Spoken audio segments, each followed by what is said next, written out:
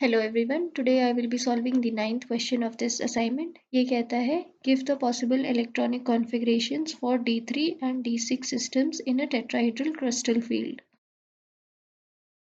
इससे पहले वाले क्वेश्चन में हमने बहुत अच्छे से एक्सप्लेन किया था कि ऑक्टाहेड्रल कॉम्प्लेक्सेस में स्प्लिटिंग कैसे होती है, राइट?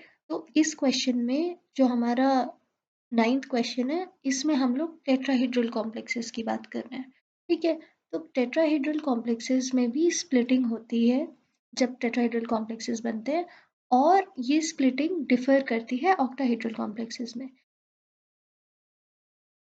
अब आपको अगर याद है कि नहीं, जब हम लोग ऑक्टाहेड्रल कॉम्प्लेक्सेस की बात कर रहे थे, तो ऑक्टाहेड्रल कॉम्प्लेक्सेस में नीचे T2G ऑर्बिटल्स आते हैं जो हमारे होते हैं DXY, DYZ और DXZ, और ऊपर EG वाले ऑर्बिटल्स आते हैं जो होते हैं DX स्क्वायर, वाई स्क्वायर और DZ square, right? But tetrahedral complexes में ऐसा नहीं होता है। टेट्राहेड्रल कॉम्प्लेक्सेस में स्प्लिटिंग कुछ ऐसे होती है जहाँ पर T2 वाले ऑर्बिटल्स जो होते हैं वो ऊपर होते हैं और E ऑर्बिटल्स नीचे होते हैं, और यहाँ पर E ऑर्बिटल्स कौन से होंगे? DX स्क्वायर, वाई स्क्वायर और DZ स्क्वायर, राइट? और ये जो हमारे हायर एनर्जी लेवल जो ऑर्बिटल्स होंगे वो कौन से होंगे? DXY, DYZ, DXZ, ठीक है? तो स्प्लिटिंग होती है अगेन हमारे जो ये हमारा क्या हो गया? Average energy level, right? तो एवरेज एनर्जी लेवल के जो ऊपर होते हैं, जो हायर एनर्जी लेवल के होते हैं, इसका हमारी वैल्यू होती है +0.4, और जो लोअर एनर्जी लेवल के होते हैं और इसका जो एनर्जी लेवल का डिफरेंस होता है ये होता है -0.6 का, ठीक है? तो टेट्राहेड्रल कॉम्प्लेक्सेस में भी same thing, strong field complexes and weak field complexes का कॉन्सेप्ट होता है।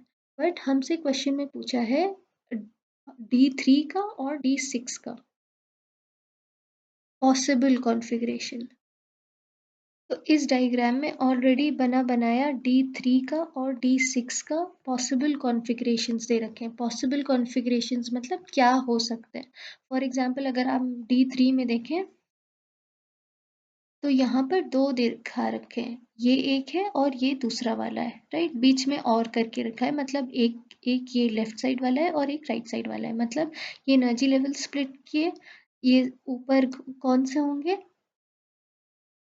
T2, और नीचे कौन से होंगे? E, right?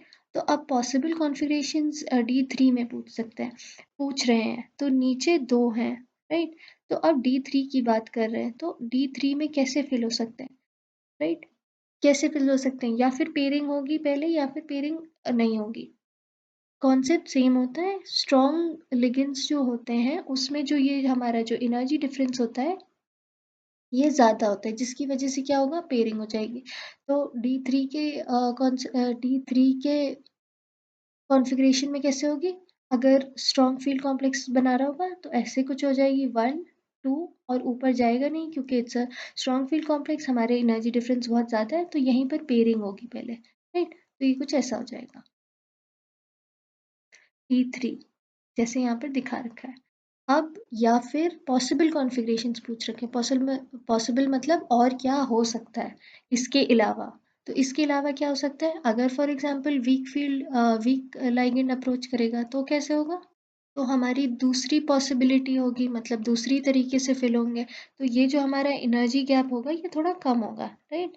तो उस केस में क्या होगा कि हमारा यहाँ पर जो फिलिंग होगी D3 की, फॉर एग्जांपल 1, 2, और यहाँ पर पेयरिंग नहीं होगी क्योंकि एनर्जी गैप कम है, तो ऊपर चला जाएगा जो हमारा थर्ड इलेक्ट्रॉन होगा, ठीक है? 3।